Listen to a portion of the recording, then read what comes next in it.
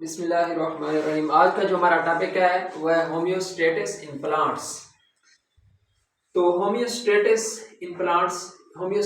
सबसे पहले क्या होता है, यानी कि ऐसा अमल जिसमें जानदार अपने आप को बैरूनी माहौल के मुताबिक तब्दील करते हैं। ठीक है, हमारे पास दो किस्म का इन्वायरमेंट होता है, एक होता है इंटरनल और दूसरा होता है एक्सटर्नल। एक्सटर्नल इन्वायरमेंट और दूसरा होता है इंटरनल इन्वायरमेंट। एक्सटर्नल और इंटरनल इन्वायरमेंट में क्या फ़र्क है? एक्सटर्नल इन्वायरमेंट बैरूनी माहौल और इंटरनल इन्वायरमेंट अंदरूनी माहौल। यानी कि बैरूनी माहौल से हमारे इर्द गिर्द जो चीज़ें हैं ये हमारा एक्सटर्नल इन्वायरमेंट है, बैरूनी माहौल बनाती हैं। और इंटरनल इन्वायरमेंट यानी कि एक जानदार का जो अंदरूनी खाने पीने का सिस्टम है, फिर सांस लेने का निज़ाम है, दूसरे ब्लड सर्कुलेटरी सिस्टम है। ठीक है, ये जो सारे निज़ाम है ये इंटरनल इन्वायरमेंट में आ जाते हैं। तो होम्योस्टेटिस यानी कि ये जो बैरूनी इन्वायरमेंट होता है ये अंदरूनी इन्वायरमेंट पे किस तरह असरअंदाज होता है, यानी कि बैरूनी माहौल के तब्दील होने के साथ साथ हम अपना अंदरूनी माहौल भी तब्दील करते हैं। तो होम्योस्टेटिस इन प्लांट यानी कि पौधों में होम्योस्टेटिस का अमल यानी कि बैरूनी माहौल की वजह से पौधे अपने अंदरूनी माहौल को किस तरह तब्दील करते हैं। Like other organism, plant also respond to change occurring in the external environment and keep their initial condition constant, internal condition constant। वो कहता है कि पौधे बैरूनी माहौल की तब्दीली के साथ अपने अंदरूनी माहौल को तब्दील कर देते हैं।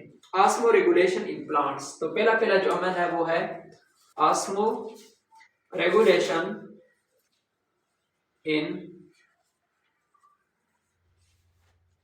प्लांट्स। तो ऑस्मो रेगुलेशन का क्या मतलब है? ऑस्मो रेगुलेशन का मतलब है कि पानी को रेगुलेट करना, यानी कि पौधे बैरूनी माहौल के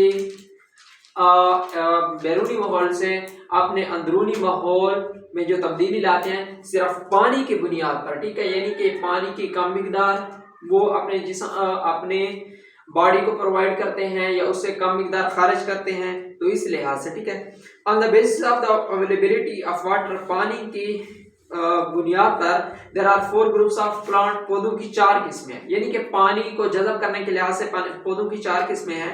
the process of osmoregulation differs in all these groups according to their need and structure. तो वो कहते हैं कि ये जो ऑस्मो रेगुलेशन का सिस्टम है, निज़ाम है, पानी जज़ब करने का निज़ाम है, ये चारों ग्रुप्स में मुख्तलिफ है। तो सबसे जो पहली टाइप है वो है मीज़ोफाइट्स। तो ये जो मीजो का लफ्ज है ये 2 लफ्जों से मिलकर बना है, एक मीजो दूसरा फाइट्स। तो मीजो का मतलब है मीडियम, फाइट्स का मतलब है प्लांट। मीडियम कहते हैं दरमियानी और प्लांट कहते हैं पौधों को।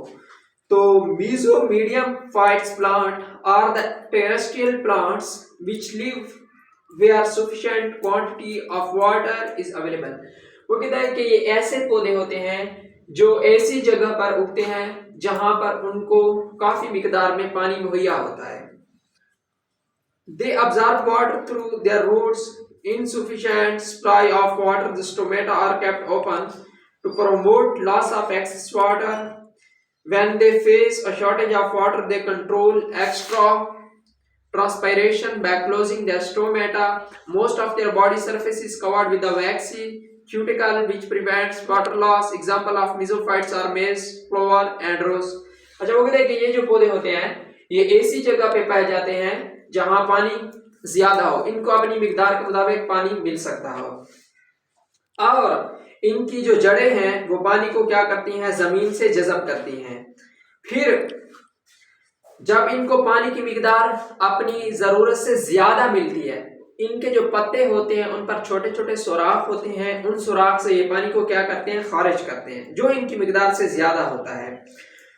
और दूसरी बात, जब इनको पानी की कमी महसूस होती है तो ये क्या कर देते हैं, वो जो पत्तों के ऊपर छोटे छोटे सुराख होते हैं स्टोमेटा, ये उनको क्या कर देते हैं, क्लोज कर देते हैं, बंद कर देते हैं, ताकि जो पानी की मिकदार इनसे ज्यादा खारिज हो रही थी